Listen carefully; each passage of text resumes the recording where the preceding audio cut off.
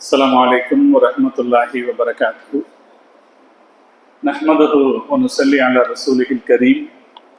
أما بعد فقد قال الله تعالى في القرآن العظيم والفرقان المجيد: يا أيها الناس اتقوا ربكم الذي خلقكم من نفس واحدة وخلق منها زوجها وبث منهما رجالا كثيرا ونساء.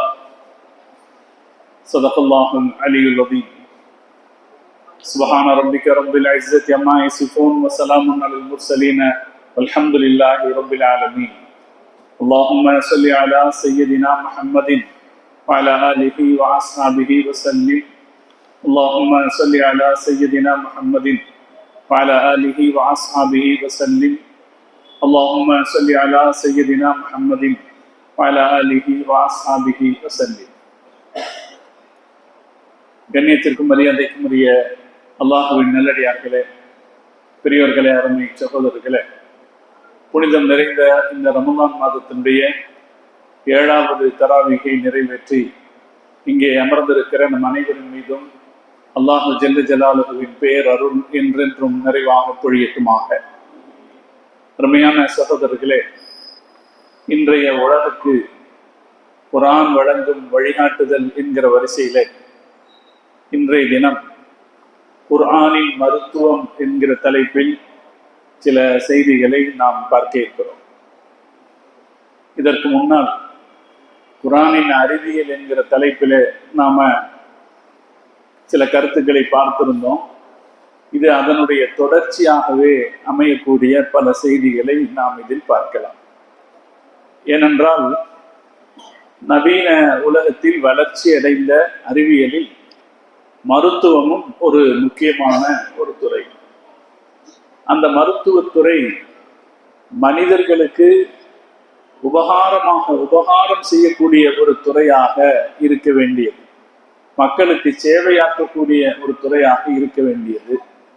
இன்று மருத்துவத்துறை என்பதும் ஒரு பெரிய வியாபாரமாக மக்களை சுரண்டுகிற ஒரு துறையாக மாறிவிட்டது. இந்த சூழ்நிலையில் குர்ஆன் வெளிப்படுத்தக்கூடிய பல செய்திகள் இந்த வகையில் முக்கியமானவை. அதில் முதலாவது நாம் பார்ப்பது குர்ஆனுடைய பல தீர்மானமான கருத்துக்கள் அறிவியலில் ஒரு காலகட்டத்தில் புறக்கணிக்கப்பட்ட போதும் மீண்டும் குர்ஆனுடைய கருத்துக்கே திரும்பி வர வேண்டிய சூழ்நிலை உலகத்துக்கு ஏற்பட்டது. அதில் குறிப்பாக மனிதன் எப்படி தோன்றினான் என்கிற வரலாறு குர்ஆன் ரொம்ப தெளிவாக உறுதியாக சொல்லிச்சு. அல்லாஹு தஆலா ஆதம் அலைஹிஸ்ஸலாத்தை தன் கையால் படைத்தான். அவரில் தன் ரூஹை ஊதினான். அவருடைய வினாவிலிருந்து ஹவ்வா அம்மாவை படைத்தான். அந்த இருவரிலிருந்தும் மனித குலத்தை படைத்தான் என்பது குர்ஆன் சொல்லக்கூடிய தகவல். மிக தெளிவானது. யா அய்யுஹன்னாஸ், மக்களே, இத்தகு ரப்பக்கும், உங்கள் இறைவனை பயந்து கொள்ளுங்கள். அல்லதி ஹலக்கக்கும் மின் நஃப்ஸி வாஹிதா, ஒரு உயிரிலிருந்து உங்களை அவன் படைத்தான். வஹலக மின்ஹா ஸௌஜஹா, அந்த உயிரிலிருந்து அவருடைய மனைவியை படைத்தான். வபஸ்ஸ மின்ஹுமா ரிஜாலன் கஸீரன் வனிசா, அந்த 2 பேரிலிருந்து மனித சமூகத்தை அல்லாஹ் பெருக்கினான். இது குர்ஆன் வெளிப்படையாக மனித படைப்பின் தொடக்கத்தை பற்றி தொடர்ந்த செய்தி. இடையில 1880 சார்லஸ் டார்வின் அப்படின்னு ஒரு உயிரியல் அறிஞர் உலகத்துக்கு ஒரு கருத்து சொன்னார். அவர் சொன்ன கருத்து கம்யூனிசத்தின் தாக்கத்தில் இருந்தது. இவரு 1880 சொன்னா, இதே 1800 அதுல இருந்து ஒரு 20 வருஷத்திற்கு முன்னாலதான் கம்யூனிச சித்தாந்தம் இந்த உலகத்திற்கு சொல்லப்பட்டது. இப்ப கம்யூனிச சித்தாந்தம் பரவலான பிறகு அறிவியல் பல புதிய கருத்துக்களை கம்யூனிசத்திற்கு ஏற்ப சொல்லிச்சு. அறிவியல் அறிஞர்கள் பலரும் எப்படி மாறி போனாங்கன்னா நாத்திகவாதிகளாக மாறி போனாங்க. கம்யூனிச கோட்பாட்டின் தாக்கத்துக்கு ஆட்பட்டாங்க. அப்ப அவங்க சொன்னத கம்யூனிசம் உலகம் முழுக்க கொண்டு போய் சேர்த்தது. வேறு சிந்தனை இல்லாத காரணத்தாலே மதத்தின் கருத்துக்களை நிராகரிக்கிற சூழ்நிலையில் கிறிஸ்துவ உலகம் இருந்துச்சு. கிறிஸ்துவ உலகம் மதத்தை நிராகரிக்கிற சூழ்நிலையில் இருந்துச்சு. அப்படி நிராகரிக்கிற சூழ்நிலையில் இருந்ததுனாலே அந்த கிறிஸ்துவ உலகம் இந்த கருத்தை வலிந்து எடுத்துக்கொண்டது. அதனால் இந்த அறிவியல் எங்கெல்லாம் போச்சோ, கிறிஸ்துவர்கள் வழியாக எங்கெல்லாம் அறிவியல் போச்சோ, அங்க எல்லாமே சார்லஸ் டார்வினுடைய கருத்தை கொண்டு போய் சேர்த்தாங்க. மனுஷன் எப்படி வந்தான்? குரங்குல இருந்து வந்தான். பரிணாம வளர்ச்சி. பூமியில முதல்ல ஈர மண்ணில் இருந்து அமீபா அப்படின்ற ஒரு புழு உருவாச்சு. இந்த கருத்துக்கு அடிப்படையே என்ன? அல்லான்ற ஒருத்தனை ஒத்துக்கிறதுக்கு மனசு இல்லாம போனது. அல்லான்ற ஒருத்தனை ஒத்துக்கிறதுக்கு மனசு இல்லாமல் போன போது இப்படி அவர் கற்பனை செய்து சொன்னார். பூமியில ஈர மண் இருக்குல்ல, அந்த மண்ணுல ஒரு உயிர் சத்து இருக்கு. அதிலிருந்து அமீபா அப்படின்னு ஒரு புழு வளர்ந்தது. பல்லாயிரம் வருஷங்கள்ல அது மாறி மாறி ஒரு ஸ்டேஜா மாறி மாறி கடைசியா கிம்பன்சி அப்படிங்கிற குரங்கு வடிவத்துக்கு வந்துச்சு. அதுக்கப்புறம் கிம்பன்சியிலிருந்து மனுஷன் வந்தான். கிம்பன்சி பாத்தீங்களா, மனுஷன மாதிரியே நிற்கும். பார்த்துருக்கீங்களா? யாரும் டிவியில கூட பார்க்கலையா? மனுஷன மாதிரியே நிற்கும். அப்ப கிம்பன்சியிலிருந்து மனுஷன் வந்தான் அப்படின்னு சொன்னத உலகத்துல பல பேர் யோசிக்காம ஏத்துக்கிட்டாங்க. அது யோசிக்காமல் ஒத்துக்கொண்ட செய்தி தான் அது. அறிவியல் சொல்லுதுன்னு சொன்ன உடனே பல விஷயத்த மக்கள் அப்படித்தான் ஒத்துக்கிட்டாங்க. நிறைய பேர் என்ன நினைக்கிறோம், அறிவியல் சொல்லுச்சு அப்படின்னா அதை ஆராய்ச்சி செய்துதான் மக்கள் ஒத்துக்கிறாங்கன்னு நினைக்கிறாங்க. அப்படி இல்லை. இதை பாருங்க, இந்த கொரோனாவை பத்தி என்னமெல்லாம் அறிவியல் சொல்லுச்சுன்னு சொன்னாங்க. கடைசியில என்னாச்சு? இதுல பலது பொருந்தாதது அப்படின்னு ஆயிடுச்சு இல்லையா? ஊசி போட்டதே தப்புன்ற அளவுக்கு வந்துருச்சு இல்லைங்களா? அப்ப அறிவியல் சொல்லுச்சுன்னு உடனேயே யோசிக்காம ஒத்துக்கிறது தான் சாதாரணமா மனித இயல்பு. அப்படித்தான் இந்த டார்வினிசத்தையும் ஒத்துக்கிட்டாங்க. ஆனா பின்னாடி பிற்காலத்துல இந்த 1990களுக்கு பின்னாடி ஜெனட்டிக் இன்ஜினியரிங் அப்படின்னு சொல்லி மரபணு ஆய்வு அப்படின்னு ஒண்ணு வந்துச்சு. அவங்க என்ன பண்ணாங்க, ஒவ்வொன்றுக்கும் இருக்கிற மரபு அதன் ஆரம்ப வேர்களை வைத்து ஆய்வு செய்தாங்க. இப்ப கூட மரபணு ஆராய்ச்சிகள்லாம் நடத்துறாங்களா இல்லைங்களா? ஒரு ஆளுடைய குழந்தை அவருடையது தானா அப்படிங்கிறத இறந்து போன அவருடைய ஒரு சின்ன சதத்துண்டை வச்சு அது யார் அப்படிங்கிற கண்டுபிடிக்கக்கூடிய ஒரு மரபணு ஆராய்ச்சிங்கிறது வந்திருக்கு. இந்த ஜெனட்டிக் இன்ஜினியரிங், ஜெனட்டிக் மெடிசன், இது ரெண்டும் வந்த பிறகு உலகத்தில் பெரிய மாற்றம் ஏற்பட்டது. இந்த ஜெனட்டிக் இன்ஜினியரிங் வந்து டார்வின் சித்தாந்தத்தை ஒண்ணும் இல்லாததாக்கிடுச்சு. இன்னைக்கு உலகத்தை ஆட்சி செய்துட்டு இருக்கிறது என்னதான்? இந்த ஜெனட்டிக் இன்ஜினியரிங் தான். அந்த மரபணுவின் மூலமாக நடைபெறுகிற ஆய்வுகள் தான் இந்த குளோனிங் எல்லாம் சொல்றாங்க பாருங்க. அதுதான் இன்னைக்கு உலகத்தை ஆராய்ச்சி பண்ணிக்கிட்டு இருக்கு. அது வந்து பல பெரிய நோய்களுக்கு மருந்துகளை கண்டுபிடிச்சிருச்சு. கண்டுபிடிக்க முடியாத பல நோய்களுக்கு மருந்துகளை கண்டுபிடிச்சிருச்சு. குழந்தைகளை தாக்குகிற பப்பிள் பேபி டிசீஸ் அப்படின்னு ஒரு நோய், லேபர் கன்டைன்டல் அப்படின்ற ஒரு நோய், இதெல்லாமே குழந்தைகளை தாக்குகிற நோய்கள். இந்த நோய்களுக்கு மருந்தே கிடையாதுன்னு மருத்துவ உலகம் முடிவு பண்ணி இருந்தத இல்ல, அதுக்கெல்லாம் மருந்து இருக்குது அப்படின்னு அது கண்டுபிடிச்சிருக்கு. அதே போல மனித உறுப்புகளை நாம் தயார் செய்து விட முடியும் அப்படிங்கிற நிலைக்கும் இந்த ஜெனட்டிக் இன்ஜினியரிங் வந்திருக்கு. அதுவும் மனித உறுப்புகளை விலங்குகளுக்குள் வைத்து நாம் தயார் செய்து கொள்ள முடியும். ஜியோ டிரான்ஸ்பிளான்ட் அப்படின்னு சொல்லி மிருகங்கள்ல வச்சு மனுஷ உறுப்பை, ஒரு கை வேணும்னு வைங்களேன், அந்த கையை மனுஷ உறுப்பை நம்ம மிருகங்களை வச்சு தயார் பண்ணிக்க முடியும் அப்படிங்கிற அளவுல அது வளர்ந்துருக்கு. அது இன்னும் பிரம்மாண்டமான சாதனைகளை எல்லாம் இந்த ஜெனட்டிக் இன்ஜினியரிங் செஞ்சுட்டு வருது. இப்ப சமீபத்துல கனடால எல்லாருக்கும் ஒரு உத்தரவு கொடுத்தாங்க, ஜெனட்டிக் பேஸ் டெஸ்ட் ஒண்ணு எடுத்துக்குங்க. குடிமக்கள் எல்லாரும் போய் ஒரு ஜெனட்டிக் டெஸ்ட் எடுத்துக்குங்கன்னு. இப்ப நம்ம ஊர்ல பிளட் டெஸ்ட் இந்த மாதிரி டெஸ்ட் எல்லாம் எடுக்கிறோமா இல்லைங்களா? அது மாதிரி ஒரு ஜெனட்டிக் டெஸ்ட் ஒன்று எடுத்துக்கங்க. அப்ப நம்முடைய ரத்தத்துல இருந்து மரபணு அப்படின்ற மூலக்கூறை எடுத்து ஆராய்ச்சி செய்தா இனி 20 வருஷத்துக்கு என்ன நோய் இவருக்கு வரும்னு கண்டுபிடிச்சிடலாமா. இந்த ஆளுக்கு 20 வருஷத்துல என்னெல்லாம் நோய் வரும் அப்படின்னு கண்டுபிடிச்சிடலாம்.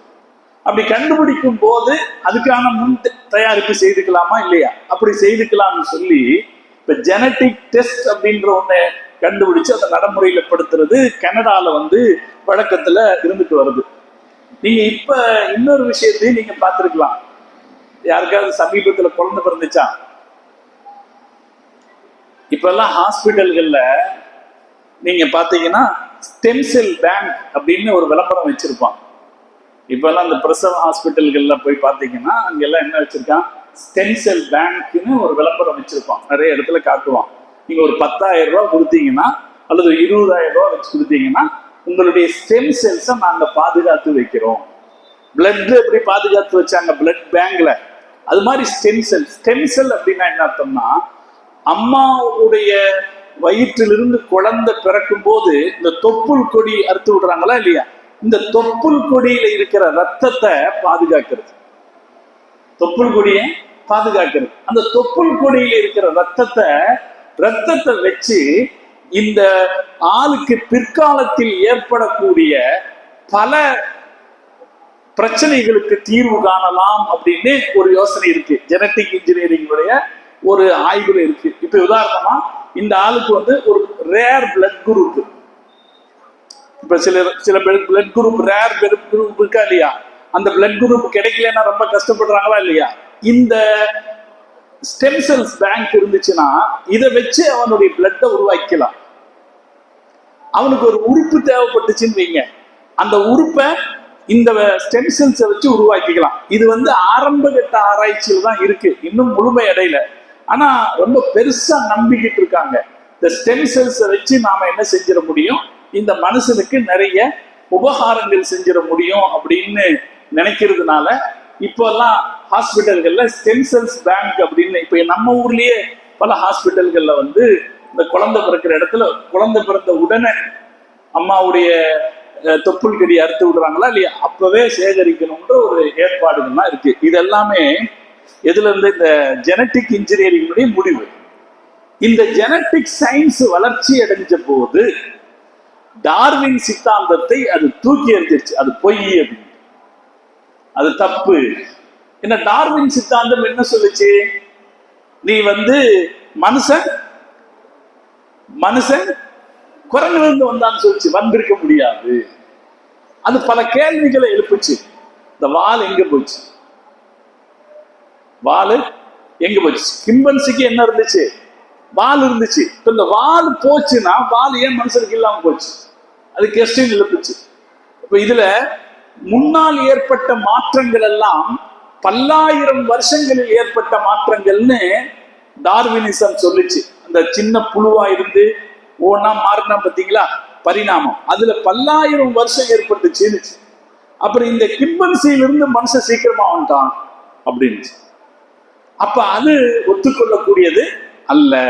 இந்த மரபணு ஒத்து வரல. மனுஷனுடைய மரபணுவும் இதனுடைய குரோமோசோமும் அந்த கிம்பன்சியினுடைய குரோமோசோமும் ஒத்து வரல. அதே போல அவனுடைய வியாதி எப்படி போச்சுங்கிறதுக்கான கருத்தும் சொல்லப்படல. டார்வின் சித்தாந்தத்தை சார்ந்தவங்க என்ன சொன்னாங்க, சம் லிங்க் மிஸ்ஸிங்னு சொன்னாங்க.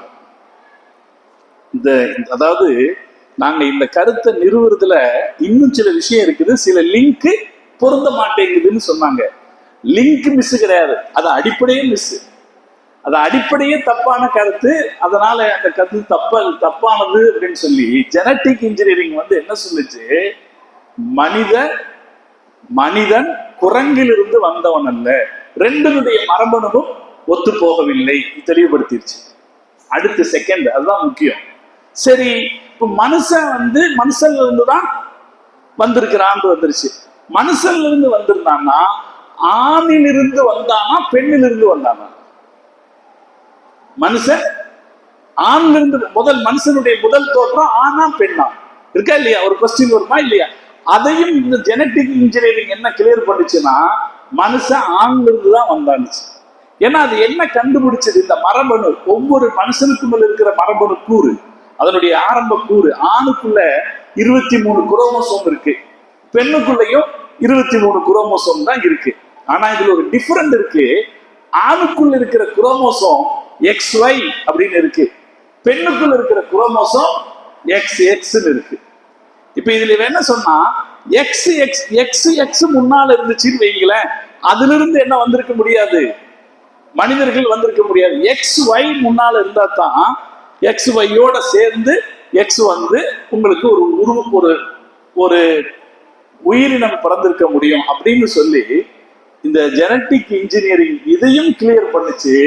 மனித படைப்பின் தொடக்கம் ஒரு ஆண் தான், மனித படைப்பின் தொடக்கம் ஒரு ஆண் தான் என்றும் அவனுக்கு பிறகு பெண் வந்திருக்கிறார், அவர்களிலிருந்து தான் மனித சமூகம் வந்திருக்கிறது அப்படிங்கிறத இப்போதைய நவீன விஞ்ஞானம் உறுதிப்படுத்துச்சு. நான் அதுக்குதான் இவ்வளவு தூரம் சொல்லிட்டு வந்தேன். இவ்வளவு காலமா பள்ளிக்கூடங்கள்ல, ஏன் இன்னைக்கு கூட பள்ளிக்கூடங்கள்ல என்ன சொல்லிக் கொடுக்கலாம், மனுஷன் குரங்கிலிருந்து வந்தான்னு சொல்லிக் கொடுக்கலாம். இதெல்லாம் நம்மளுடைய மிகப்பெரிய பலவீனம், சமூகத்தில் இருக்கிற பலவீனம். அறிவியல்ங்கிற பேர்ல சொல்லப்பட்ட விஷயங்கள் சிந்திக்கப்படாமல் ஏற்றுக்கொள்ளப்பட்டதனுடைய பெரிய பலவீனம். அப்ப திருக்குர்ஆன் என்ன சொல்லுச்சோ அதுதான் நிறைவான சத்தியம். மனித படைப்பை குறித்து குர்ஆன் என்ன சொல்லுச்சோ அதுதான் நிறைவான சத்தியம் என்று இன்றைய ஜெனட்டிக் இன்ஜினியரிங் நிரூபித்துக் கொண்டிருக்கிறது. இதே போல இதுக்கு அடுத்து இன்னொன்னு, இந்த விந்திலிருந்து மனித கரு உருவாகுதுன்னு இருக்கு இல்லையா, இந்த செய்தியும் குர்ஆன் சொல்லுச்சு. குர்ஆன் 1400 வருஷத்துக்கு முன்னாடி கரு எப்படி உருவாகுது என்ற விஷயத்தை சொல்லுச்சு. லக்கது ஹலக்னல் இன்சான, நிச்சயமாக மனிதனை நாம் படைத்தோம், மின் சுலாலத்தின் மின் தீனின், களிமண்ணிலிருந்து படைத்தோம். தட்டினால் கின் கின் என்று சத்தம் வரக்கூடிய களிமண்ணிலிருந்து படைத்தோம். மனுஷனை அல்ல முதல்ல எதுல இருந்து படைச்சான், களிமண்ணிலிருந்து படைச்சான். அப்படித்தானுங்க, மனுஷனை முதல்ல அல்ல களிமண்ணிலிருந்து படைச்சான். சும்மா ஜஅல்நாஹு நுத்ஃபத்தன், அவன்கிட்ட நுத்ஃபாங்கிறது வந்துச்சு. நுத்ஃபானா இந்திரிய துளி வந்துச்சு. இந்த இந்திரிய துளியை ஃபீ கராரின் மக்கீன், பாதுகாப்பான இடத்தில் நாம் வைத்தோம்.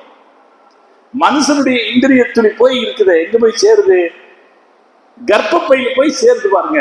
அந்த இடம் ரொம்ப சேஃபான இடம், ரொம்ப சேஃபான இடம். எந்த வகையான புற சூழ்நிலையின் தாக்கத்திலையும் கெட்டு போகாத ஒரு இடம். பாக்டீரியா நம்ம அது நுண் கிருமிகள் தானே எல்லாமே, அதுல எதுவும் கெட்டு போகாத பாதுகாப்பாக இருக்கிற இடத்துல இந்த இந்திரியத்தை நாம் வைத்தோம். சும்மா கலக்கனன் நுத்ஃபத அலகத்தன், இந்த இந்திரியத்தை இரத்த கட்டியாக நாம் ஆக்கினோம், இரத்த கட்டியாக ஆக்கினோம். இந்த அலக்கத்துங்கிற வார்த்தைக்கு இரத்த கட்டி அப்படின்னு அர்த்தம் செய்யறதை விட அட்டை அப்படின்னு அர்த்தம் செய்கிறது. ரத்த அட்டை, ரத்த கட்டி இல்லை, அட்டை எப்படி மேல ஒட்டுது அது மாதிரி இந்த இந்திரியம் என்ன ஆகுதுன்னு கர்ப்பப்பையின் சுவற்றில் ஒரு அட்டையை போல் ஒட்டி கொள்கிறது. அட்டையை போல் ஒட்டி கொண்டு அது எப்படி வளருது, அலக்கத்த முகத்தன், அந்த அட்டையை நாம சதை துண்டாக ஆக்கினோம். இலாமன், அப்ப முதல்ல சதை பிண்டமாகுது, அதுக்கு உள்ளார நாம எலும்புகளை வைக்கிறோம். அந்த அந்த எலும்புக்கு நாம் சதை வடிவம் போட்டோம். அதுக்கப்புறம் அது குழந்தையா வருது அப்படின்னு கரு உருவான விஷயத்த 1400 வருஷத்துக்கு முன்னாடி குர்ஆன் சொல்லுச்சு. இந்த அறிவு இருக்கு பாருங்க, இந்த அறிவை உலகம் தெரிஞ்சுக்கிறதுக்கு ரொம்ப காலம் ஆச்சு. 1677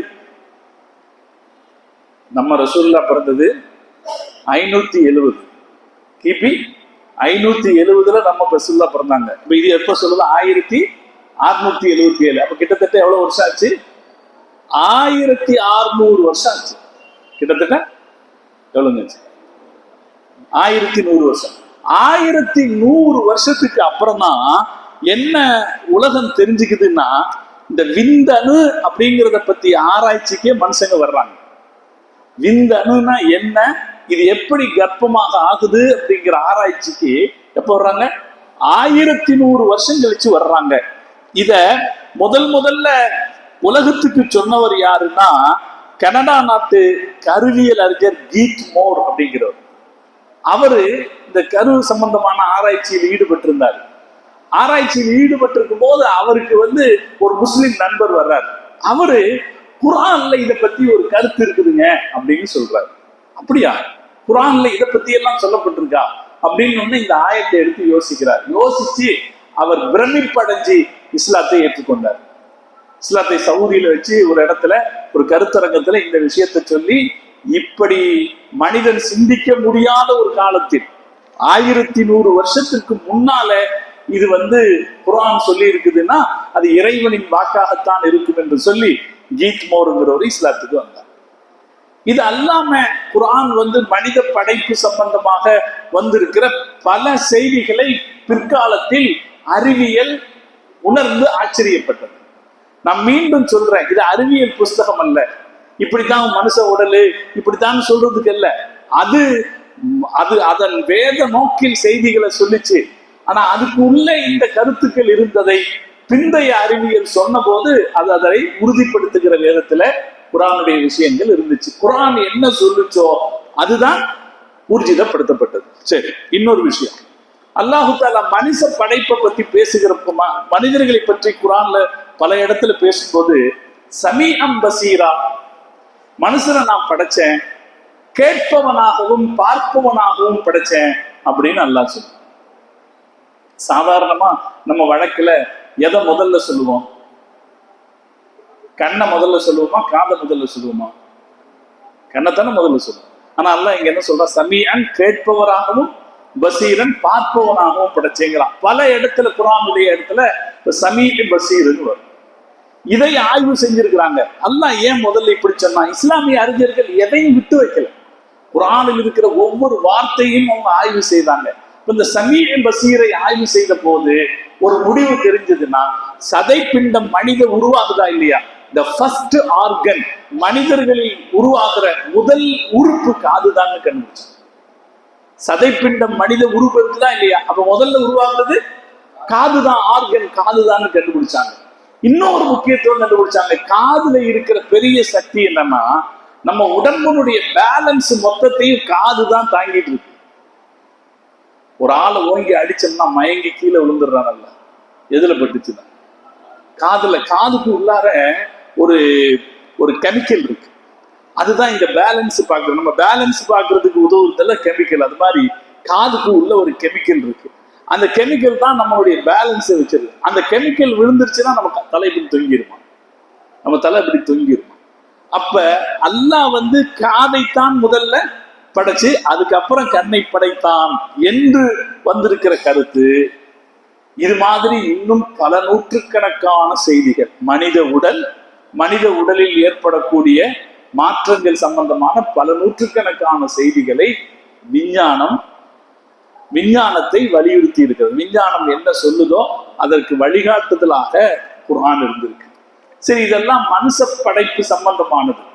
இதுக்கு அடுத்து மனுஷனுக்கு வரக்கூடிய நோய்களுக்கு எல்லாம் மருந்து சொல்லியிருக்க குர்ஆன். இன்னைக்கு நம்ம அதைத்தானே பார்க்க போறோம்.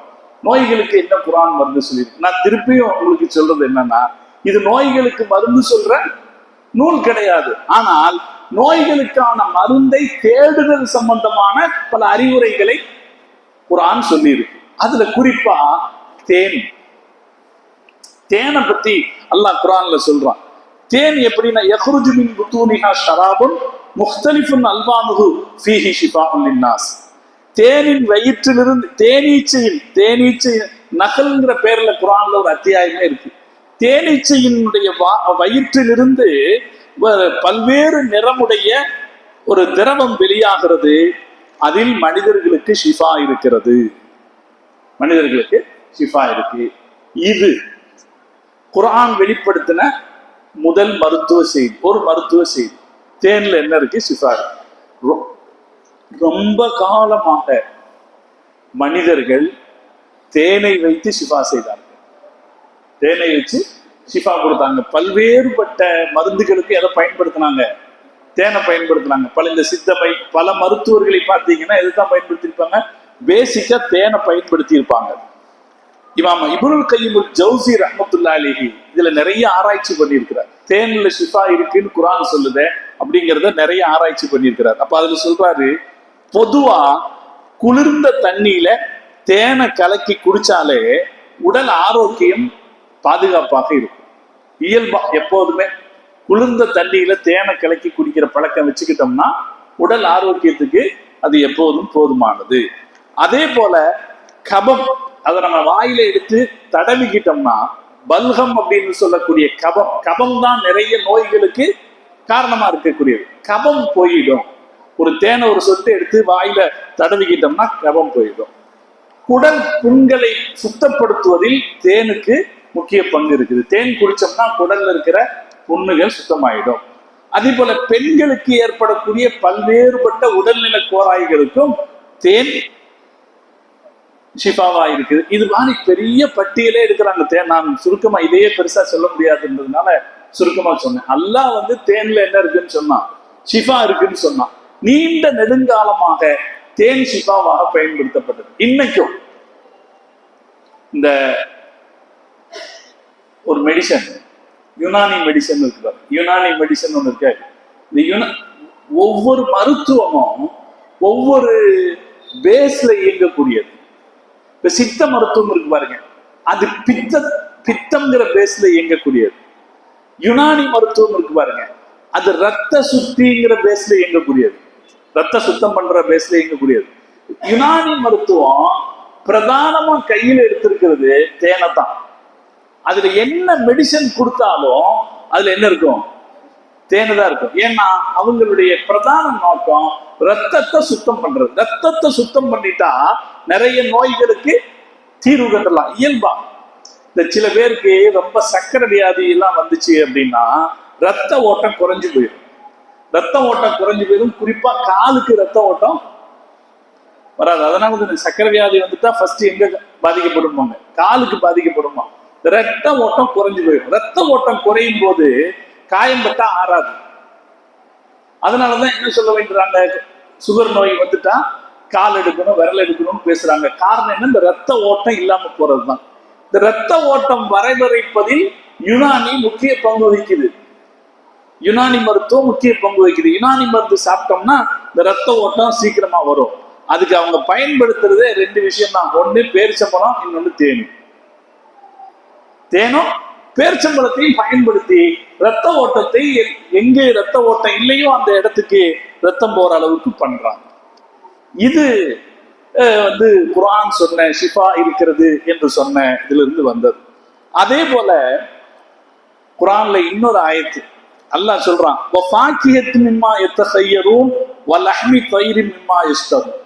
நாளை சொர்க்கத்தின் உணவு எப்படி இருக்கும்னு சொல்லும் போது அவங்களுக்கு அவங்க விரும்பி எடுக்கிற பழங்கள் கிடைக்கும். அவர்கள் ஆசைப்படுகிற இறைச்சி கிடைக்கும் அப்படின்னு அல்லாஹ் சொல்றான். இந்த ஆயத்துல முதல்ல பழம் சொல்லப்படுது, ரெண்டாவது இறைச்சி சொல்லப்படுது. நாம முதல்ல எது சாப்பிடுவோம், இறைச்சி சாப்பிட்டு அப்புறம் தான். நீங்க இப்ப படிச்சு பாருங்க, சாப்பிட்ட பிறகு பழம் சாப்பிடலாமா அப்படின்னு உங்க கூகுள்ல போய் தேடி பாருங்க. அது தப்பு, அது செரிமான குறைவை ஏற்படுத்தும்னு இருக்கும். இப்ப நம்ம எல்லாருமே என்ன செய்யறோம், சாப்பிட்ட பின்னாடி பழம் சாப்பிடுறோம் இல்லைங்களா? சாப்பிட்ட பின்னாடி பழம் சாப்பிடக்கூடாதுங்கிறான். சாப்பிட்ட பிறகு பழம் சாப்பிடக்கூடாது, சாப்பாட்டுக்கு முன்னாடி பழம் சாப்பிடுங்கிறான். அல்லாஹ் முதல்ல எதை சொல்லிருக்கலாம், இதை இந்த ஆயத்தை வச்சு ஆய்வு செய்யறாங்க. அல்லாஹ் முதல்ல அவர்கள் தேர்ந்தெடுக்கிற பழங்கள் அப்படின்னு சொல்லிட்டு அதுக்கப்புறம் பறவை உணவுகள், பறவை கறி, அவங்களுக்கு ஆசைப்படக்கூடிய பறவை கறிகள் அங்கு கிடைக்கும் அப்படிங்கிறாங்க. இப்ப இந்த ஆயத்தில் ஆய்வு செய்து மனுஷன் அவன் சாப்பிடுறதுல பழம் முன்னாடி சாப்பிடட்டும், பழம் முன்னாடி சாப்பிட்டதுக்கு. ஏன்னா அதுக்கு என்ன, உணவுக்கு பிறகு பழங்களை சாப்பிட்டா முதல்ல பழம் தான் ஜீரணமாகுமா, பழம் ஜீரணமாயிடும். அப்ப இது ஜீரணமாகாது, லேட் ஆகும். உணவு செரிக்க கூடுதல் சமயமாகும். உணவு செரிக்காத நிலையில, உணவு செரிக்காம இருந்துச்சு, பழம் சாப்பிட்டது செரிச்சிருச்சுன்னா, செரிக்காம இருந்துச்சுன்னா அது கெட்டு போயிடும். நம்ம வீட்டுக்குள்ள போற உணவு சீக்கிரம் ஜீரணமாகலைன்னா அது என்ன ஆயிடும், கெட்டு போயிட்டா அது என்ன ஆகும், வயிறு வீங்கிக்கும். கெட்டு போயிட்டு நம்ம ஜீரணமானடி வயிறு வீங்கிக்கும், வயிற்றுக்குள்ள காத்து அடைச்சிக்கும். அப்ப இப்படி எல்லாம் இருக்க காரணத்தினாலே முதல்ல எது சாப்பிடணும், பழம் சாப்பிட்றதா இருந்தா முதல்ல பழம் சாப்பிடணும், சாப்பிட்டதுக்கு அப்புறம் பழம் சாப்பிடுறது சரியில்லைங்கிற கருத்து இந்த ஆயத்திலிருந்து கிடைக்கிறது என்று விரிவுரையாளர்கள் சொல்லியிருக்கிறார். இது ஒண்ணு. நிறைய இது மாதிரி இருக்கு. இன்னொன்னு தாய்ப்பால். அல்லாஹ் தாய்ப்பால் கொடுக்கறத குர்ஆன்ல வலியுறுத்தி இருக்கிறான். வஸைனல் இன்சான பிவாலிதைஹி ஹமலத்துஹு உம்முஹு வஹனன் அலா வஹனின் வஃபிசாலுஹு ஃபீ ஆமைனி. அந்த ஆயத்துல அல்லாஹ் சொல்றான், நீங்க தாய்ப்பால் 2 வருஷம் கொடுங்க, 2 வருஷம் தாய்ப்பால் கொடுங்க. இடையில கொஞ்ச காலத்துல தாய்ப்பாலை விட்டுட்டு புட்டிப்பாலுக்கு மாறினாங்க ஜனங்க. எப்ப என்ன கொடுத்துடலாம், தாய்ப்பால் கொடுக்கறது கஷ்டமா இருக்குதுன்னா அல்லது தாய்ப்பால் வேண்டாம், அதை விட பெஸ்ட் புட்டிப்பால்னா புட்டிப்பாலுக்கு மாறினாங்க. இந்த பசும்பால் இருக்கு பாருங்க, அது தாய்ப்பாலை விட அதிக புரோட்டீன் உள்ளது. தாய்ப்பாலை விட 3 மடங்கு அதிக புரோட்டீன் எதுல இருக்கு? பசும்பால்ல இருக்கு. அப்ப எதை கொடுக்கலாம்? புரோட்டீன். புரோட்டீன்னா சத்து. இந்த சத்து அதிகமா இருக்கிறது 3 மடங்கு அதிகமா சத்து எதுல இருக்கு? பசும்பால்ல இருக்குன்னா அப்ப பசும்பாலை கொடுத்தா தானே நல்லது, குழந்தைக்கு ஆரோக்கியமானதுன்னு நினைக்கலாம். இப்ப இந்த புரோட்டீனுடைய அளவு எதுல ஜாஸ்தியா இருக்கலாம்? பசும்பால்ல ஜாஸ்தியா இருக்கலாம். ஆனா தரம் பத்தாது. அளவு வேற, தரம் வேற. தரம் பத்தாது. எதுல தரம் பத்தாதுன்னா இந்த தாய்ப்பால்ல தான் ஊட்டச்சத்து அதிகமா இருக்கு. ஊட்டச்சத்து அதிகமா இருக்கு. அதோட நோய் எதிர்ப்பு சக்தியும் அதிகமா இருக்கு. தாய்ப்பால்ல 80% நோய் எதிர்ப்பு சக்தி இருக்கான். நம்ம குடிக்கிற இந்த மாட்டுப்பால் இருக்கு பாருங்க, இதுல 20% தான் நோய் எதிர்ப்பு சக்தி இருக்கா. எவ்வளவு டிஃபரெண்ட் பாருங்க. இந்த குழந்தைக்கு அதிகமா என்ன தேவைப்படும்?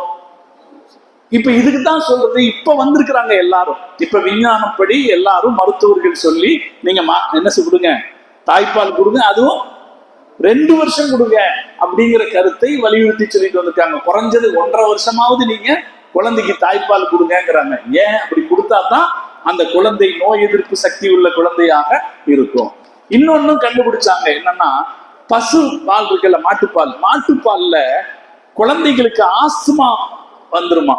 மாட்டுப்பால் அதிகமா குழந்தைக்கு குடிச்சா ஆஸ்துமா வந்துருமா, தோல்ல சுழற்சி ஏற்படுமா, அதே போல குடல் பிரச்சனைகளும் ஏற்படுதான். எதனால? பசும்பால் குடிக்கிறதுனால குழந்தைகளுக்கு. அதனாலே குழந்தைகளுக்கு தாய்ப்பால் தான் சிறந்தது என்று அறிவியல் சொல்லும் போது இதை குர்ஆன் வலியுறுத்தி இருக்கிறது என்பதை அறிஞர்கள் சுட்டி காட்டுறாங்க. எப்பவே சொல்லி இருக்கு குர்ஆன். 1200 வருஷத்துக்கு முன்னாடியே குர்ஆன் சொல்லிச்சு. அதே போல குர்ஆன் சொல்லி இருக்கிற வேற பல விஷயங்கள் என்னன்னா, எதை நீ சாப்பிடாத. குர்ஆன் மருத்துவத்தை சொன்னது பிரதானமா 2 வழி. ஒன்னு அல் ஹமியா. ஹமியா அப்படின்னா வருமுன் காப்பது, ஒரு நோய் வர்றதுக்கு முன்னாடி காப்பது. 2வது இருக்கிற ஆரோக்கியத்தை பாதுகாப்பது. இதுக்கு 2க்கும் குர்ஆன் பிரதானமா வழி சொல்லுது. இதை மருத்துவர்கள் ஒத்துக்கிறாங்க, இது சிறந்த மருத்துவ முறைன்னு. இந்த குர்ஆன் பிரச்சனை வருமுன் காப்பதுல சில வழிகாட்டுதல் கொடுத்திருக்கு, இதையெல்லாம் சாப்பிடாத. அப்ப குர்ஆன் சொல்லுச்சு, ஹுர்ரிமத் அலைக்குமுல் மைத்தத்து, செத்தவைகள் உங்களுக்கு ஹராமாக்கப்பட்டிருக்கிறது. பத்தமு, ரத்தம் உங்களுக்கு ஹராமாக்கப்பட்டிருக்கிறது. வலஹ்முல் ஹின்ஸீர், பன்றி இறைச்சி உங்களுக்கு ஹராமாக்கப்பட்டிருக்கிறது. இது 3ம் ஹராம். இதுக்கு அல்லாம வேற பல விஷயங்களும் இருக்கு. அது எல்லாமே இந்த தரத்துல வந்துடும். அப்ப குர்ஆன் ரத்தத்தை ஹராமாக்கி இருக்கிறது. முதல்ல இறந்து செத்ததை ஹராமாக்கி இருக்கு. பல பேர் கேட்ட கேள்விதான், என்னங்க நீங்க மக்காக்காரங்க கேட்டாங்க ரசூலுல்லாஹ்ட்ட, நீங்க கொலை செய்யறத சாப்பிடலாங்கிறீங்க, அல்லாஹ் கொலை செய்ததை சாப்பிடக்கூடாதுங்கிறீங்களே, எப்படி இருக்கு கேள்வி? நீங்க கொலை செய்ததை சாப்பிடலாங்கிறீங்க, அல்லாஹ் கொலை செய்ததுன்னு என்ன அர்த்தம்? தானா செத்து போனது சாப்பிடக்கூடாது. இதுக்கு அல்லாஹ் என்ன பதில் சொல்லியிருப்பாங்க?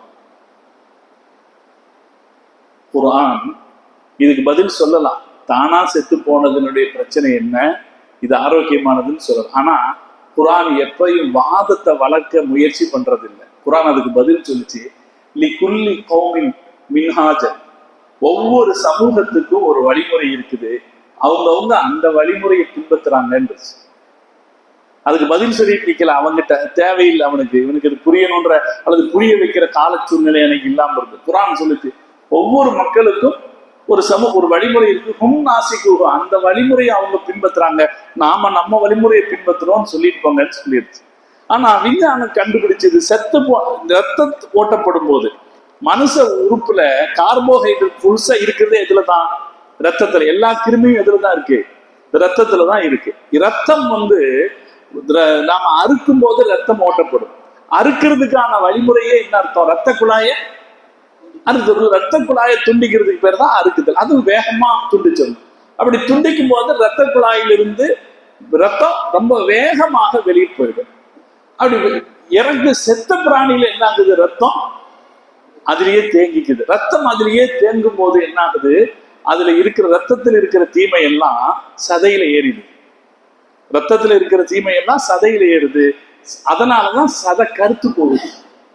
இறந்து போன உடனே சதை கருத்து போகுதா இல்லையா? அந்த இறந்து போன பிராணியினுடைய சதை, மனுஷன் கூட கருத்து போறானா இல்லையா? ஏன்? கெட்டு போன ரத்தத்தினுடைய பாதிப்பு எதுல ஏறிடுது? சதையில ஏறிடுது.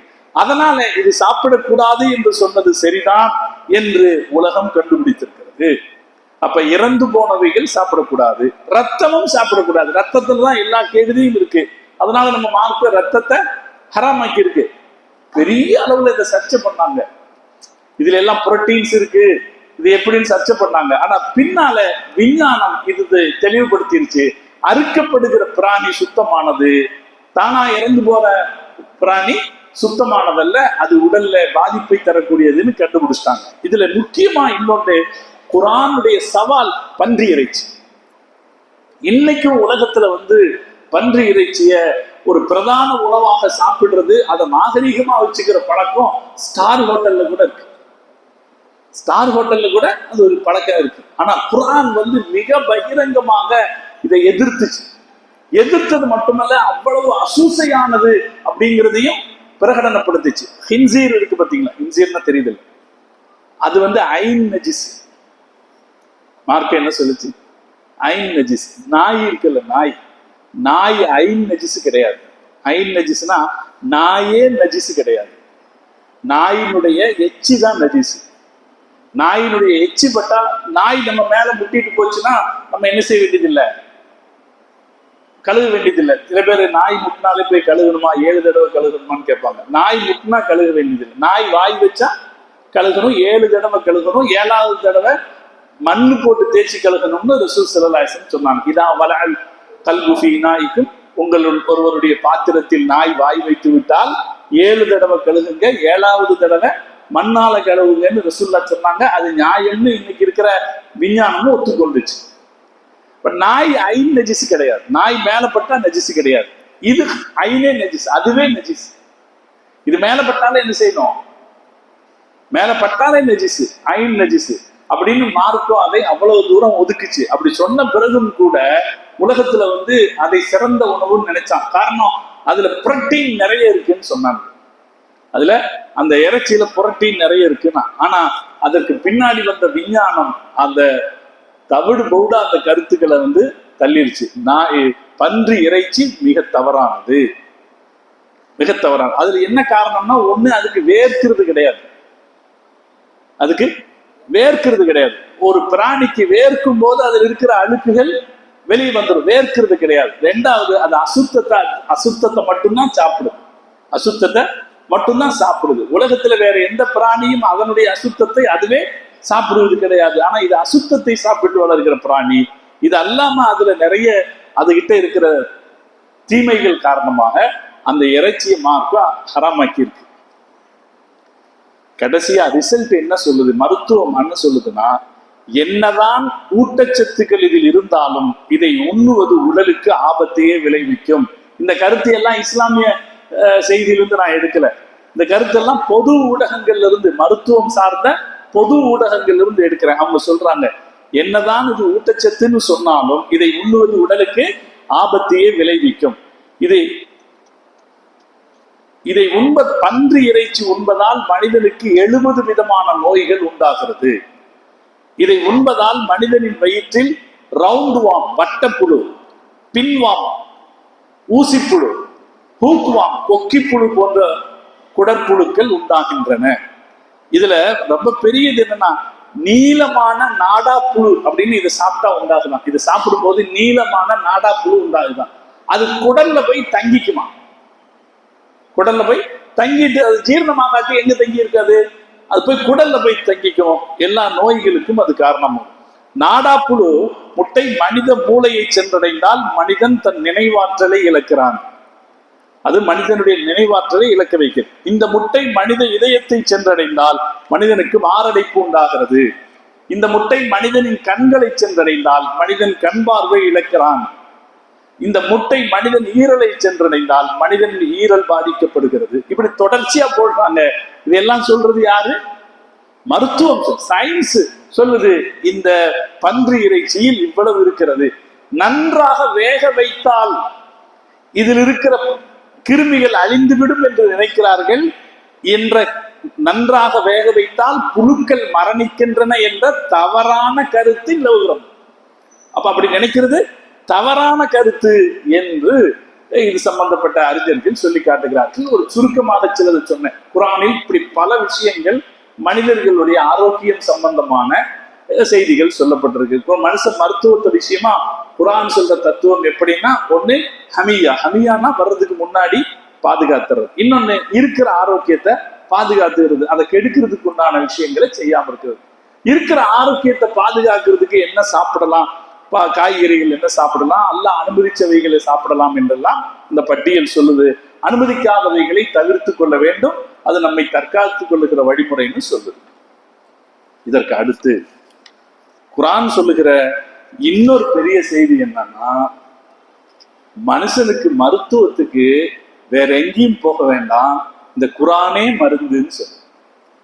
அல்லாஹ் குர்ஆனை பத்தி சொல்றான், வனுனஸ்ஸிலு மினல் குர்ஆனி மா ஹுவ ஷிஃபாஉ வ ரஹ்மா. இந்த குர்ஆனை நாம் இறக்கி இருக்கிறோம், ஷிஃபாவாகவும் அருளாகவும் இறக்கி இருக்கிறோம். குர்ஆன்ல என்ன இருக்கு? ஷிஃபா இருக்கு. இதை நாம நல்லா புரிஞ்சுக்கணும், அழுத்தமா நம்ம மனசுல வச்சுக்கணும். இப்னுல் கய்யிமுல் ஜௌஸி ரஹ்மத்துல்லாஹி அலைஹி சொல்லுவாங்க, வகத் ஜர்ரப்னா நஹ்னு வ கைருனா மின் ஹாதிஹி உமூரன் கஸீரத்தன் வ ரஅய்னாஹா தஃஅலு மா லா தஃஅலுல் அதவியத்துல் ஹிஸ்ஸியா. நம்ம அனுபவத்துல நாம பார்த்திருக்கோம், வெளிப்படையான மாத்திரைகள் செய்யாத மாற்றங்களை குர்ஆனுடைய வசனங்கள் செய்திருக்கின்றன. இப்னுல் கய்யிமுல் ஜௌஸி ரஹ்மத்துல்லாஹி அலைஹி சொல்றாங்க, குர்ஆன் ஒரு மருந்து, அதுவே ஷிஃபா. அதில் ஓதப்படுகிற வார்த்தைகள்ல வசனங்கள்ல அவ்வளவு ஷிஃபா இருக்கிறது. அதை நாம் பயன்படுத்தி கொள்ள வேண்டும் என்று குர்ஆன் நமக்கு வலியுறுத்துகிறது. நம்ம ரசூலுல்லாஹி ஸல்லல்லாஹு அலைஹி வஸல்லம் அவர்கள் சொல்லியிருக்கிறாங்க. இங்க ஒரு கருத்துக்கு நான் வர்றேன். சயின்ஸ் என்ன சொல்லுது? இப்ப மாத்திரை தான் தீர்வுன்னு சொல்லுதா? ஒரு நோய் வந்துச்சு, மாத்திரை தான் தீர்வுன்னு சொல்லுதா? இல்லையே. இப்ப மாறி வந்துருச்சா இல்லைங்க? மாத்திரை இல்லாத தீர்வை நோக்கி போகணுங்கிற பேச்சு வந்துருச்சா இல்லைங்களா? மாத்திரை இல்லாத நோக்கி எதெல்லாம் போறாங்க? பிசியோதெரப்பி, இந்த அக்கு பிரஷர், அக்கு பஞ்சர் வந்துருச்சா இல்லைங்களா? மாத்திரை இல்லாத மருத்துவம் அப்படிங்கிறத நோக்கி வேற மாற்று மருந்துகளுக்கும் போயிட்டாங்க. அப்ப மாத்திரை தான் மருந்து அப்படிங்கிற கருத்து இல்ல, மாற்று கருத்து இருக்கிறதுன்றதுக்கு உலகம் வந்துருச்சு. அந்த மாற்று கருத்தை குர்ஆன் வைக்கிறது. இதுவும் மருந்துதான், இந்த குர்ஆனும் மருந்துதான். குர்ஆன் மருந்து ஹதீஸ்கள்ல நிறைய இருக்கு. நான் ஒண்ணு சொல்றேன். அபூ சயீதுல் குத்ரி ரலியல்லாஹு தஆலா அன்ஹு சொல்றாங்க, நாங்க ஒரு பயணத்துல போயிட்டு இருந்தோம்.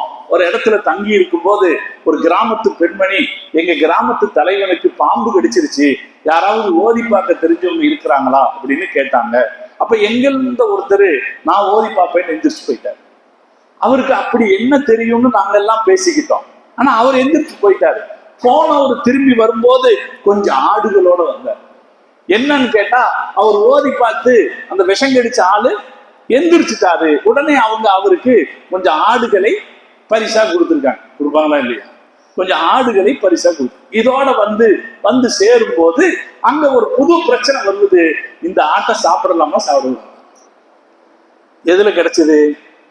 ஓதி பார்த்து கிடைச்சது. சாப்பிடலாமா சாப்பிடக்கூடாது. சஹீஹுல் புகாரில வர ஹதீஸ், முஸ்லிம்லயும் இந்த ஹதீஸ் வருது. இப்ப ரசூலுல்லாஹ்ட்ட போய் சொல்லிக்கலாம்னு முடிவு பண்ணி ஸல்லல்லாஹு அலைஹி வஸல்லம் வந்தாங்க.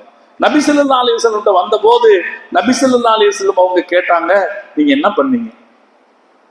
யா ரசூலல்லாஹ், ஒண்ணும் இல்லை, எனக்கு வேற ஒன்றும் தெரியாது, ஃபாத்திஹா சூரா தெரியும். நான் அந்த ஃபாத்திஹா சூறாவை ஓதி பார்த்தேன். அந்த ஆள் எந்திரிச்சிட்டான். நான் ஃபாத்திஹா சூறாவை ஓதி பார்த்தேன், அவர் எந்திரிச்சிட்டான் அப்படின்னு சொன்ன உடனே ரசூல் ஸல்லல்லாஹு அலைஹி வஸல்லம் அவங்க அவர்கிட்ட ஆச்சரியமா கேட்டாங்க, வமா யுத்ரீக அன்னஹா ருக்கிய்யா, இது மருத்துவம் என்பதை நீங்கள் எப்படி தெரிந்து கொண்டீர்கள்?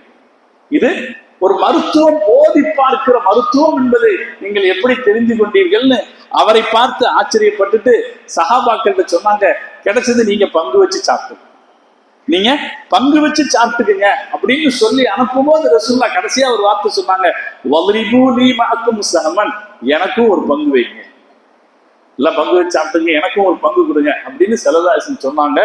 எல்லோரும் சிரித்தார்கள், ரசூல் ஸல்லல்லாஹு அலைஹி வஸல்லம் அவர்கள் சிரித்தார்கள் அப்படின்னு ஒரு ஹதீஸ் சஹீஹுல் புகாரில இருக்கு. அப்ப இது சூரத்துல் ஃபாத்திஹா விஷக்கடிக்கு மருந்தாக இருக்கிறது என்கிற செய்தி இருக்கிறது.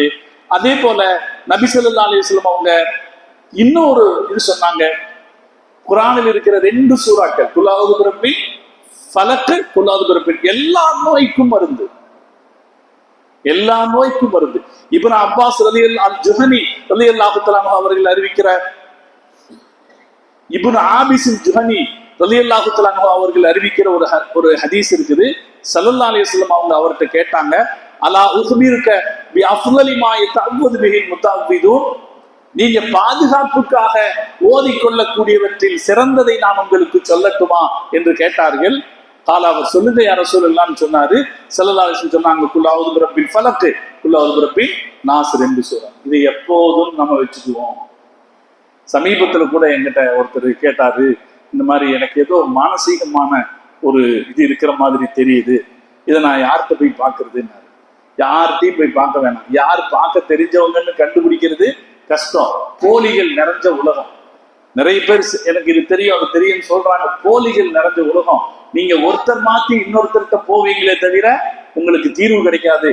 யார் இப்படி ஆத்மார்த்தமான பிரச்சனைகளுக்கு ஆளாகி இருக்கிறதாக நினைச்சாலும், யாராவது சிகிர் செஞ்சு வச்சுட்டாங்க, வசியம் பண்ணிட்டாங்க, ஏதாவது அல்லது வேற ஏதாவது ஒரு வகையான ஒரு பாதிப்பு தனக்கு ஏற்பட்டு விட்டதுன்னு யாரு நினைச்சாலும், அவங்களுக்கு குர்ஆன் சொல்லக்கூடிய, ஹதீஸ் சொல்லக்கூடிய, இஸ்லாம் சொல்லக்கூடிய 2 மருந்து. ஒன்னு சபுர், ஒன்னு சபுர் பொறுமை, 2வது குர்ஆன் ஆயத்து. இந்த ஆயத்து பொறுமையா இந்த ஆயத்தை ஓதிட்டு வாங்க, இதுல இருந்து பிரச்சனையிலிருந்து நிச்சயமாக விடுபட்டு விடலாம். இது அல்லாஹ் நம்ம ரசூலுல்லாஹ்வுக்கு பிரச்சனையிலிருந்து விடுபடுவதற்கு கொடுத்த மருந்து. அதனால இது பிரச்சனை இது எல்லாத்துலயும் போயிடும். அதுக்கப்புறம் ஸல்லல்லாஹு அலைஹி வஸல்லம் சொன்னாங்க, நீங்களே உங்களுக்கு ஓதிக்கலாம், வேற யாரையும் வச்சும் நீங்க ஓதிக்கலாம். ஒரு ஹதீஸ் உண்டு, ஆயிஷா ரலியல்லாஹு தஆலா அன்ஹா சொல்றாங்க, அன்ன ரசூலுல்லாஹி ஸல்லல்லாஹு அலைஹி வஸல்லம் கான இதஷ்தகா யக்ரா அலா நஃப்ஸிஹி பில் முஅவ்விதத்தைன். ரசூலுல்லாஹ்வுக்கு காய்ச்சல் வந்துச்சுன்னா அவங்களுக்கு மேலேயே இந்த 2ஐயும் ஓதிக்குவாங்க. யன்ஃபுசு, அவங்க இப்படி ஃபுனு ஓதுப்பாங்க. ஃபுனு நஃபத் அப்படின்னா துப்புறது, இப்படி துப்பி இப்படி தடவிக்கும். துப்புறதுன்னா காரி துப்புறது இல்லை, அப்படின்னு துப்பி இப்படி தடவிக்கிறது. ஓதி பார்க்கறதுனாலே இந்த துப்புறது தான். நிறைய பேர் ஊதுறதுங்கிறாங்க, அது அப்படி ஊதுறது இல்லை, அதுக்கு பேரு நஃபத்து. இப்ப ஆனா நம்ம துப்புறோம்னு சொன்னா இன்னைக்கு யாரா என்ன செய்வாங்க, ரொம்ப துப்பி தர்றாரு அப்படின்றோம். அது உண்மையில் அது என்னதான், அது ஓதிட்டு துப்புறது தான் அது. ஆனா நம்ம மக்கள் அதை கால மாற்றத்தினால அதை தப்பா நினைக்கிறாங்க. அதனால நீங்க நல்ல ஓதி பார்க்குற அஜத்மாரை பாருங்க, ரகசியமா வச்சு ஓதுவாங்க. ஏன்னா துப்புறது அவங்க தெரிஞ்சக்கூடாது. ஆனா துப்புறது தான் ஷிஃபா, துப்புறது தான் ஷிஃபா. அது அறிவியல் பூர்வமாக ஒப்புக்கொள்ளப்பட்ட செய்தி. ஒரு காயம் பட்டுச்சுன்னா முதல்ல நம்ம என்ன செய்வோம், காயம் பட்டுச்சுன்னா நீண்ட நெடுங்காலமா ஒரு காயம் பட்டு எச்சில் எடுத்து தடவிக்கும் இல்லைங்களா? அப்ப அந்த எச்சில்ல இருக்குது ஷிஃபா. இப்ப நபி ஸல்லல்லாஹு அலைஹி வஸல்லம் அவங்க காய்ச்சல் வந்துச்சுன்னா, ஏதாவது உடம்பு சரியில்லாம போச்சுன்னா, இந்த 2 சூறாவையும் ஓதி சூன்னு துப்பி தேய்ச்சுக்குவாங்க. அவங்களுக்கு முடியாமல் போன போது ஸல்லல்லாஹு அலைஹி வஸல்லம் அவங்களுக்கு ரொம்ப முடியாமல் போன போது நான் அவர்களுக்கு ஓதி அவங்க கையில ஊதுனேன், அவங்க கையில ஊதி அவங்க மேல தடவு வச்சேன் அப்படின்னு ஆயிஷா அம்மா சொல்றாங்க. நான் தடவுல, அவங்க கையில ஊதி அவங்கள தடவு வச்சேன் அப்படின்னு சொல்றாங்க. அவ பின்னர்த்தங்களை வச்சும் ஓத வச்சுக்கலாம். அதே போல மார்க்கம் சொல்லுது சூரத்துல் பக்ரா, பக்ரா ஓதுகிற இடத்தில் எந்த தீய சக்தியும் தீண்டாது. லா தஜஅலு புயூத்தக்கும் குபூரன், உங்களுடைய வீடுகளை கபர்களாக ஆக்கிக் கொள்ளாதீர்கள். ஃபைன்னல் பைத்தல்லதி துக்ரஉ ஃபீஹி சூரத்துல் பக்ரதி, சூரத்துல் பக்ரா ஓதப்படுகிற வீட்டில் லா யதுகுலுஹு ஷைத்தான், ஷைத்தான் நுழைய மாட்டான் ஸல்லல்லாஹு அலைஹி வஸல்லம் அவர்கள் சொன்னார். அதே போல சூரத்துல் இக்லாஸ், குல் ஹுவல்லாஹு சூரா, குல் ஹுவல்லாஹு சூரா ஓதுவது பல நோய்களுக்கும் மருந்தாக இருக்கும். அதையும் குறிப்பா 11 தடவை குல் ஹுவல்லாஹு சூறுவது, 11 தடவை குல் ஹுவல்லாஹு சூராவை ஓதுவது நல்ல பலன் தரும் என்று அறிஞர்கள் சொல்றாங்க.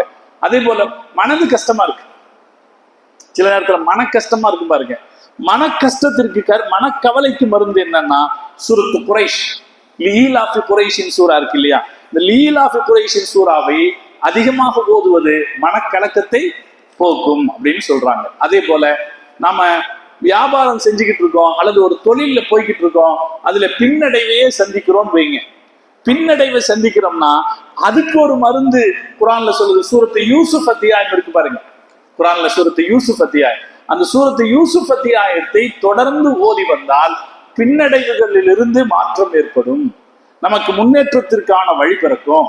அல்லாஹ் சூரத்து யூசுஃப நம்ம ரசூலுல்லாவுக்கு மக்கால இருக்கும்போது சொன்னான். மக்கால அந்த சூரத்து யூசுஃப்ல என்ன இருக்கு, யூசுப் அலைஹிஸ்ஸலாம் அவங்க அவங்களுடைய சொந்தக்காரங்களால சிரமத்துக்கு உள்ளாகி பின்னால் வெற்றி அடைந்த வரலாறு தானே. அதை ரசூலுல்லா மக்கால இருக்கும்போது அல்லாஹ் சொன்னான், மக்கால இருக்கும்போது அவங்க தொடர்ந்து ஓதிட்டு வந்தாங்க, அது அவர்களுடைய வாழ்க்கையில் வெற்றியை கொடுத்தது. அதே போல சூரத்து யாசீன், யாசீன் சூரா ஓதுவது பெருநோய்களில் இருந்து நிவாரணம் தரும், பெரிய நோய்களில் இருந்து நிவாரணம் தரும், சிரமங்களை குறைக்கவும் உதவும். யாசீன் சூறாவை கேட்பதுமே அப்படித்தான், நம்ம ஓத தெரியாட்டி அதை கேட்டா கூட இந்த நிவாரணம் கிடைக்கும். அதே போல வாரிசுகள் வேண்டும் என்றால், நமக்கு வாரிசு இல்ல, வாரிசுகள் வேண்டும் என்றால் சூரத்துல் அன்பியா அத்தியாயத்தினுடைய 87வது வசனம், ரப்பி லா ததர்னி ஃபர்தன் வ அன்த கைருல் வாரிசீன், யா அல்லாஹ் என்னை நீ தனியாக விட்டு விடாதே, யா அல்லாஹ் என்னை நீ தனியாக விட்டு விடாதே, நீதான் வாரிசுகளில் சிறந்தவர் என்கிற அம்பியா அத்தியாயத்தினுடைய 87வது வசனம் ஓதுவது நமக்கு வாரிசுகளை பெற்று தரும். அதே போல அதிகார நெருக்கடிக்கு ஆளாக இருந்தால், ஏதாவது ஒரு நெருக்கடிக்கு உள்ளாகி இருந்தால் அம்பியா அத்தியாயத்தினுடைய இன்னொரு வசனம் லா இலாஹ இல்லா அன்த சுப்ஹானக இன்னி குன்து மினல் ஸாலிமீன், இந்த வசனம் நெருக்கடிகளிலிருந்து நமக்கு பாதுகாப்பு தரும்.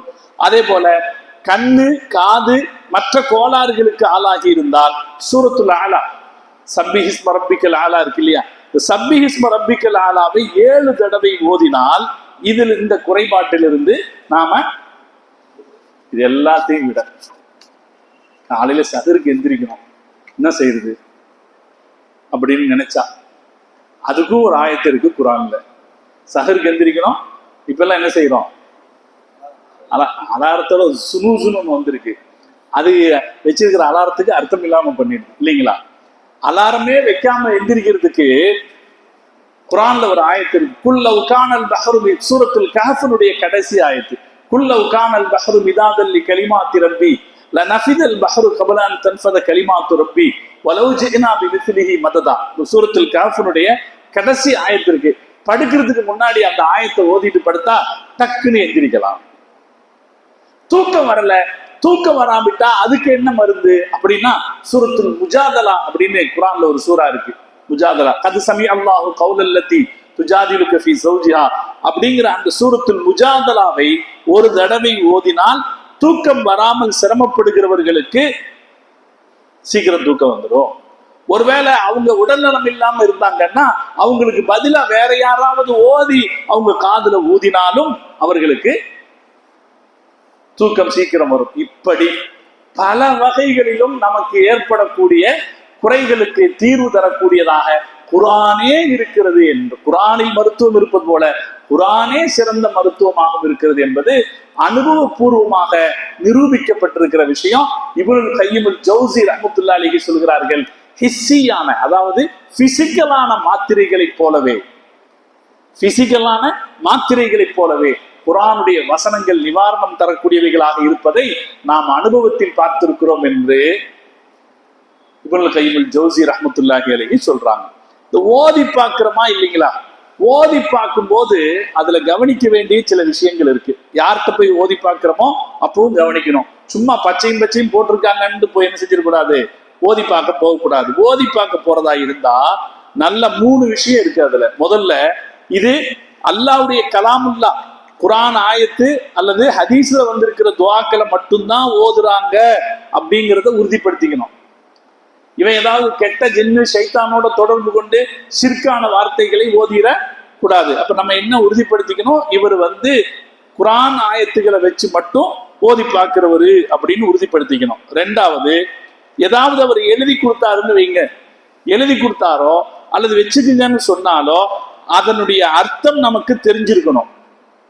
அதனுடைய அர்த்தம் நமக்கு தெரிஞ்சிருக்கு. அல்லது நம்மளை ஓத சொல்றாங்க அப்படின்னா அதனுடைய அர்த்தம் தெரிகிற வகையில இருக்கணும். அர்த்தம் புரியாத விஷயத்த நாம என்ன செய்யக்கூடாது, ஓதக்கூடாது.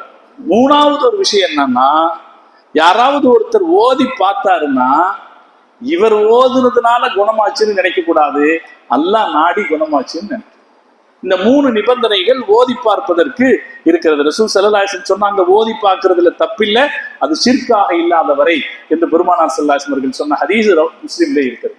அப்ப குர்ஆன் என்பது பல மருத்துவ செய்திகளுக்கு நமக்கு வழிகாட்டி இருக்கிறது, மருத்துவ தகவல்களுக்கு வழிகாட்டி இருக்குது. குர்ஆனே ஒரு மருத்துவமாகவும் இருக்கிறது. அல்லாஹ் தௌஃபீக் செய்வானாக. நாம் அதை பயன்படுத்திக்கிறோம்.